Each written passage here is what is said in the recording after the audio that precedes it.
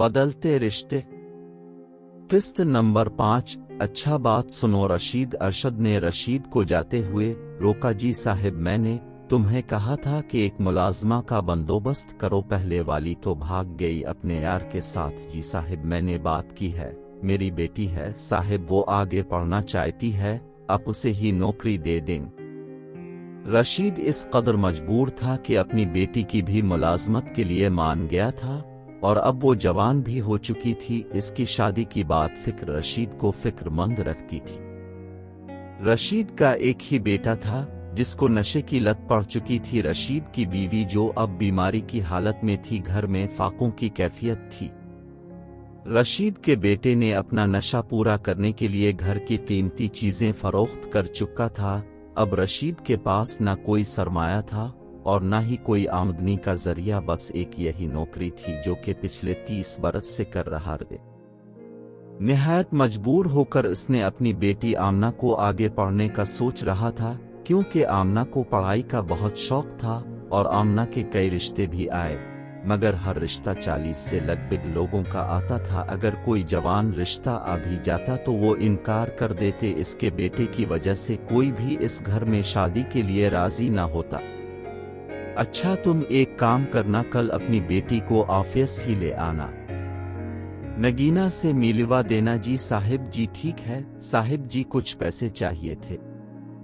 रशीद ने डरते हुए अरशद से आजिजाना अंदाज में सवाल किया। रशीद, अभी परसों ही तो तुम पैसे दिए थे, अब फिर से जाओ, अब बाद में लेना। अरशद का ये रवैया नगीना को हैरान कर रहा था, क्योंकि अरशद ऑफिस और बाहर तो सबसे हंसकर और खुश मिजाजी से बात करता था, मगर घर के और ऑफिस के नौकरों से बहुत गुरूर से बात करता था।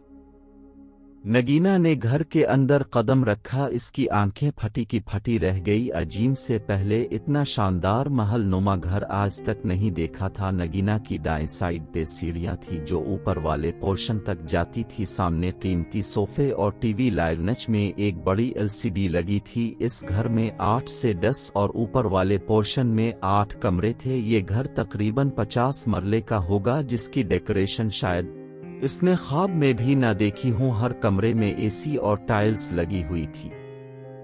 तुम इधर बैठो, मैं अपनी वालिदा को बताकर आता हूं। अरशद ने नगीना को सोफा पर बैठने का बोला और खुद कमरे में चला गया।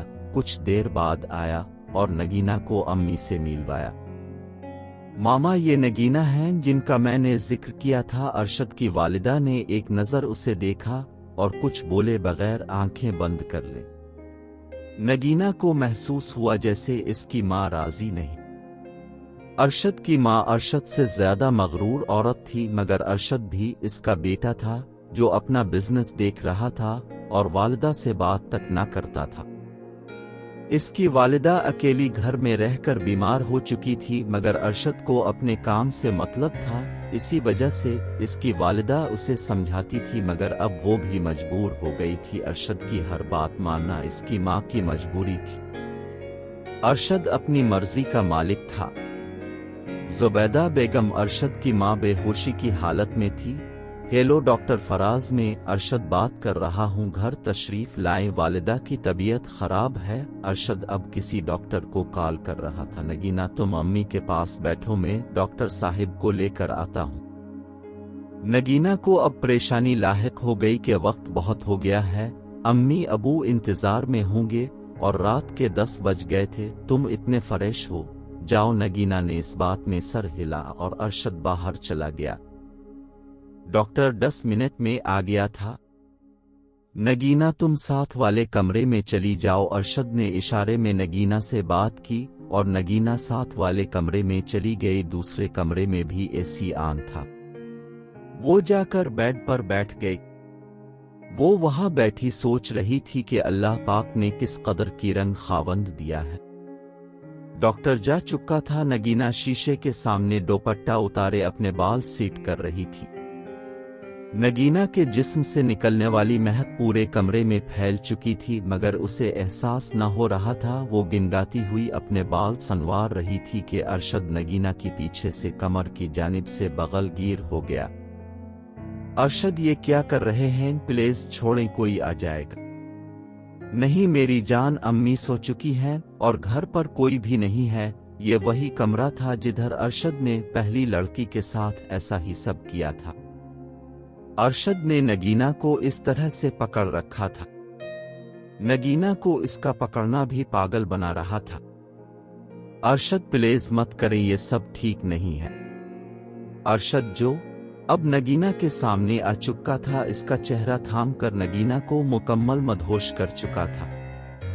अब नगीना ने भी खुद को आजाद करवाने की कोशिश छोड़ दी थी।